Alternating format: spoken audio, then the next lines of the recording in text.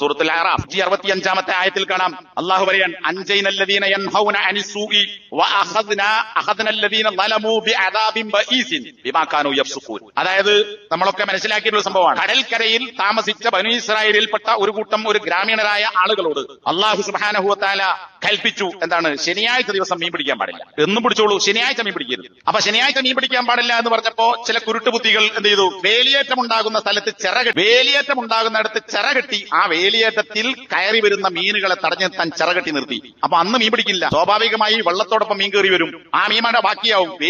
വേലി ഇറക്കമുണ്ടായാൽ പിറ്റേന്ന് മീൻ പിടിക്കാം എന്ന സൂത്രം അവർ ഉപയോഗിച്ചു. അപ്പൊ എന്താ? അള്ളാഹുവിന്റെ നിയമം ലംഘിക്കാൻ ഒരു കുതന്ത്രം ചില കുരുട്ടുബുദ്ധികൾ കണ്ടെത്തിയതാണ്. അപ്പോ ഒരു കൂട്ടം ഈ തിന്മ ചെയ്തു, മറ്റൊരു കൂട്ടം ആളുകൾ നിങ്ങൾ അങ്ങനെ ചെയ്യരുത് എന്ന് വിലക്കി. മൂന്നാമതൊരു കൂട്ടർ അവരെന്താ? മിണ്ടാതൊന്നും. എന്തിനാപ്പ നമ്മള് പറയാൻ പോണു? നേരത്തെ പറഞ്ഞ പോലെ അയാൾ നായയോ ഉരിയോ വറക്കട്ടെ, മീൻ പിടിച്ചാലും പിടിച്ചില്ലെങ്കിലും ശരി, നമ്മളതിൽ ഇടപെടാൻ പോകേണ്ടതില്ല. ഞാൻ അതിനൊന്നും സാധാരണ നമ്മളൊക്കെ പറയുന്ന വർത്താനാണ്. ചില ആളുകൾ പറയും, നിങ്ങൾ കുറച്ച് കടുപ്പത്തിന്റെ ആളാണ്, നിങ്ങൾ കുറച്ച് വാശിന്റെ ആളാണ്, നിങ്ങൾ അങ്ങനെ സംസാരിക്കുന്ന ആളാണ്. നമ്മളതിനൊന്നുമില്ല, നമ്മൾ പഠിച്ചനുസരിച്ച് മുന്നോട്ട് പോകും. ഇത് സാധാരണ ഒരു 99% ആളുകളും പല സംഘടനയെ പ്രവർത്തിക്കുന്നവരും അല്ലാത്തവരും ഒക്കെ പറയാനാണ്.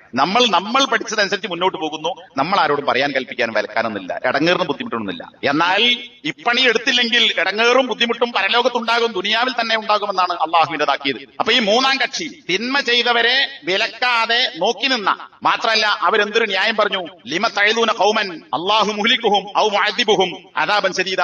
എന്തിനാ കൂട്ടരെ വയൽ പറഞ്ഞ ചെയ്യരുത്, മീൻ പിടിക്കരുത് ശനിയാഴ്ച എന്ന് പറഞ്ഞ ആളുകളെ വിലക്കിയവരോട് നോക്കി നിന്ന ഈ മൂന്നാം കക്ഷിന്റെ വയല് എന്താ? വയല് നിങ്ങൾ എന്തിനാ വയലറിയാൻ പോകുന്നത്? ലിമ തഅലൂന, നിങ്ങൾ എന്തിനാ വയലറിയാൻ പോകുന്നത്?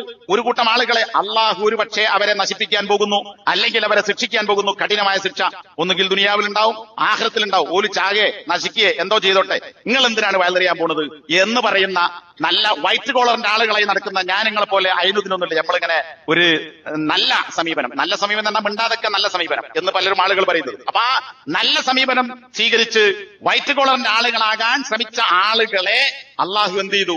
ആ ആളുകളെ കുറിച്ച് അള്ളാഹു പറഞ്ഞു, അൻജൈനല്ലദീന യൻഹൗന അനിസ്സൂഇ, തിന്മ വിലക്കിയവരെ നാം രക്ഷപ്പെടുത്തി. വഅഖദ്നല്ലദീന ളലമു, അക്രമം പ്രവർത്തിച്ച, അതായത് മീൻ പിടിക്കരുത് എന്ന് പറഞ്ഞപ്പോ മീൻ പിടിക്കാൻ കുതന്ത്രം കാണിച്ച അക്രമികളെ നാം പിടികൂടി. അദാബിൻ ബഈസിൻ, വളരെ ബഅ്സ് മോശമായ ശിക്ഷ കൊണ്ട്. ബിമാ കാനൂ യഫ്സുഖൂൻ, അവർ തമ്മാടിത്തം കാണിച്ചത്. ഫാസിഖ എന്നാൽ കൽപ്പന ലംഘിക്കുക. മീൻ പിടിക്കരുത് എന്ന അള്ളാഹുവിന്റെ കൽപ്പന ലംഘിച്ചതിനാൽ അവരെ കടുത്ത ശിക്ഷ കൊണ്ട് നാം പിടികൂടി. അപ്പൊ ഇവിടെ രക്ഷപ്പെടുത്തിയത് ആരെയാ? വിലക്കിയ ആളുകളെ രക്ഷപ്പെടുത്തി. മീൻ പിടിച്ചവരെ അക്കൂട്ടത്തിൽ ആരെയും നോക്കി നിന്നവരെയും അള്ളാഹു ശിക്ഷ. എന്നാൽ രക്ഷ കിട്ടിയത് വിലക്കിയ ആളുകൾക്കാണ്. അപ്പൊ നോക്കി നിന്നാൽ ഇതൊന്നും നമ്മുടെ പണിയല്ല എന്ന് ധരിച്ച് മാറി നിന്നാൽ അവിടെ എന്തുണ്ടാകും? ശിക്ഷ ഒരുപക്ഷെ ദുനിയാവിൽ തന്നെ ഏൽക്കേണ്ടി വരും എന്ന ശക്തമായ താക്കീത് കൂടി ഈ ആയത്തുകളിൽ നിന്ന് നമുക്ക് മനസ്സിലാക്കാൻ സാധിക്കും.